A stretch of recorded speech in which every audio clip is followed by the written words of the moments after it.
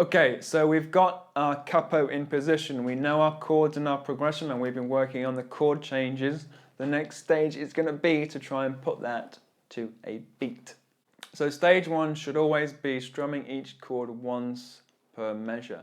And when you do so, you're going to be strumming on beat number 1 of each measure. Okay, I'm going to set off the metronome. 2, 3, 4. Here we go. 2, 3, 4. 1, 2, 3, 4. 2, 3, 4. 2, 3, 4. 2, 3, 4. Now, if you can't do that, one of two things: you need to do more chord change practice, or you need to take the speed slower. So if 100 BPM was too much, then you take it down 10 or 20 BPM and you try and do it at that speed. Now, my count that I give students when we do this goes like this. It goes 1 change chord and 1 change chord and 1 change chord and strum, change chord and strum, change chord and strum, change chord and change chord and 1. Why do I do that? Well, because when we strum on beat number 1, we've got the whole remainder of the measure, the rest of those 2 or 3 beats to change our chord. We've got loads of time. So this is why you should be doing this first. But what are we strumming? What kind of rhythm have we got here? Well, these strums, each of them is lasting the whole of the measure, okay? So these are what we call whole notes. We are strumming in a whole note rhythm, okay? So a whole note looks like this.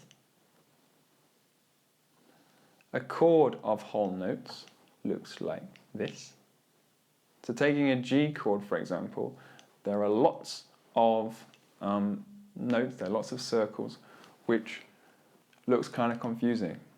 So what we can do, we can take all of that and kind of squash it, condense it into one note, which looks like this.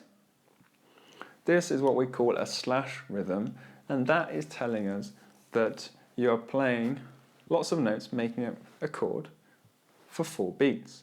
Now, which chord are you playing? Well, that is what is written above the slash rhythm, okay? So in this instance, we see, well, that's a G chord. So you play a G, and you're going to play it for a count of 4, because it's a whole note. So it would be like this. 2, 3, 4, 2, 3, 4. Now this is how I like to present the chord progressions in my tutorials. You may have already seen these. Well, this is what it is, okay? It's a slash rhythm. So let's bring up the progression written in slash rhythms.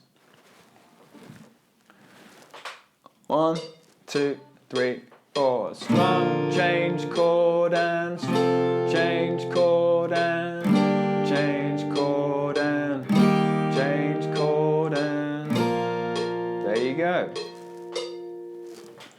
So easy peasy, you might be saying. What do you do next? Well, let's do some more strumming.